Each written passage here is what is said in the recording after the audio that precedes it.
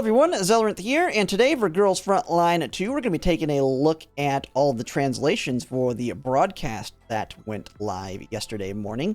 So this is for the new character Lind that will be coming out on the CN version. When we looked at it yesterday, we didn't have all the details on the characters or any of that because it was all in Chinese, but someone had translated it not that long after it, but I hadn't had the chance to really look at it until I got off work.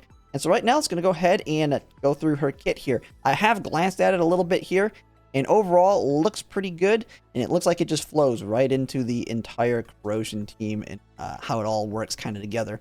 And Mishti actually looks like she's kind of getting a functional change to her kit to a certain extent. But let's just go ahead and get right into it. So Lind is a new Sentinel class Corrosion doll. She uses a shotgun, the AA-12, as we've seen in the video there. So that was all pretty obvious watching that, but this is her kit.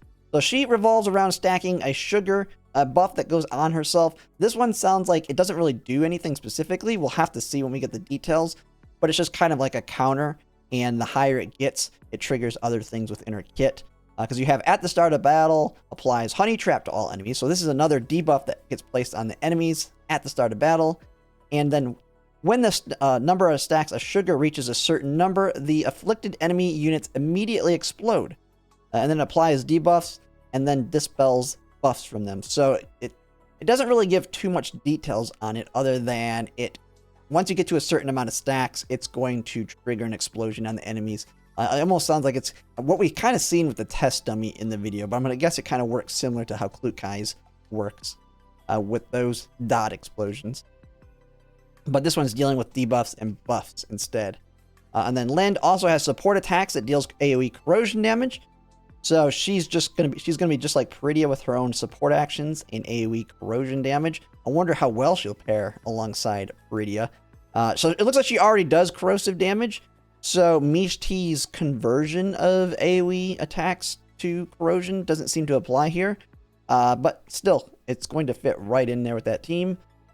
How to stack sugar quickly, and so that's the buff up there. When enemies with honey trap die, or when Lind or her allies deal corrosion damage, Lind will get sugar. I think that's going to be crazy. I wonder if it depends on the attacks, because something like a Peridia paired with Klukai, and then just the constant support action she does, could stack these things really quick. Because if it's just triggered by corrosion damage, that's massive. And then one of Lind's AoE skills deals more damage as she accumulates more stacks of sugar. And this is making me this kind of sounds like it could be similar to Chawa. I think I have a hard time with her name.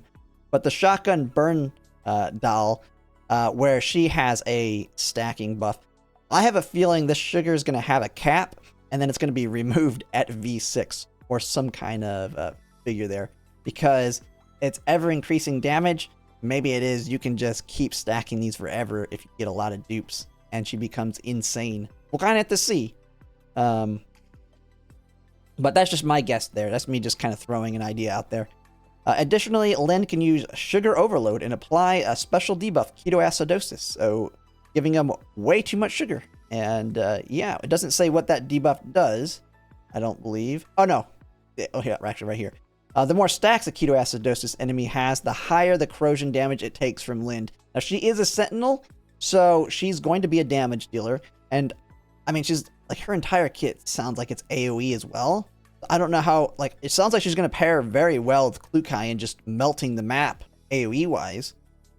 But how important is that going to be? Maybe it's going to be really valuable in new bosses in the new EX mode and certain things. But, right now, it's like we already got some insane AoE with Klukai, so I'm wondering how well she's going to do in that aspect. I'm not thinking she's going to be bad. I'm just thinking, is it going to just be way more than we need in terms of AoE damage? Hopefully, she has some kind of built-in single target capabilities in her kit that doesn't require a V3 or V6, so she can be the more free-to-play friendly unit for Corrosion. I think that would be perfect for her in that aspect. And then Lind also has extra command to deal more damage, so she can go again. It could be just like Klukai, where Klukai has her ultimate where she can go again under certain conditions. Maybe it's going to be the same thing with Lind. And then one of her skills can apply a debuff to all enemies in a fan-shaped area in front of her, dealing AOE corrosive damage. The more debuffs the enemy has, the more damage it deals. And she has a lot of unique debuffs tied to her kit, so it sounds like we're going to be able to stack a ton of them on there, so this could be a massive hit as well.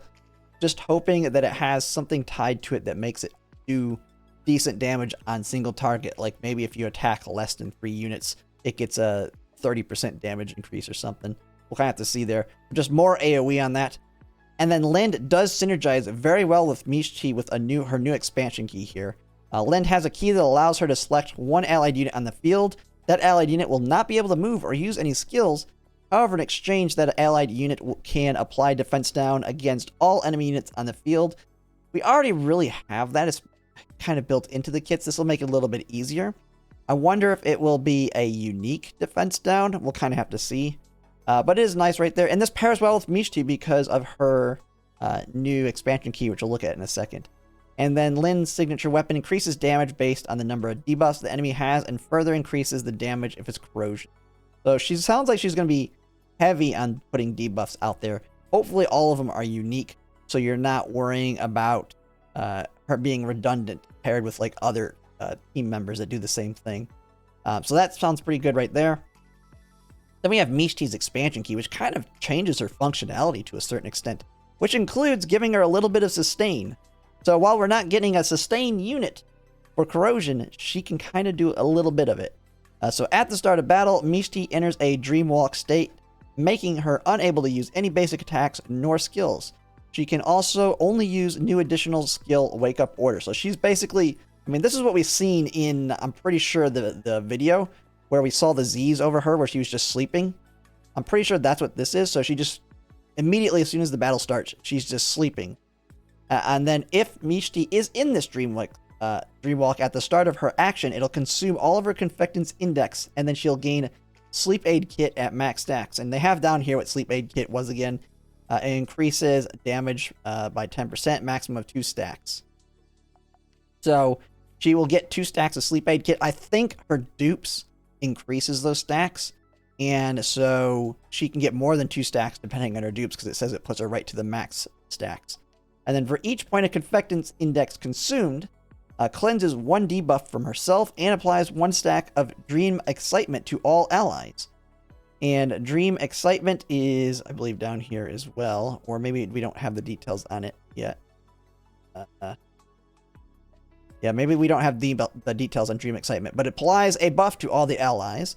And then if Mishti is in the Dreamwalk state at the end of her action, for each stack of Sleep Aid Kit held by her, 1 instance of Dream Bullet will be launched at the enemy, or launched against the closest enemy. In addition, restores HP equal to 10% of attack and 1 point of stability for all allied units. So it almost sounds like you could just keep her in this dream state, and she's going to do some damage with this Dream Bullet. Maybe put out some debuffs. That'd be really nice.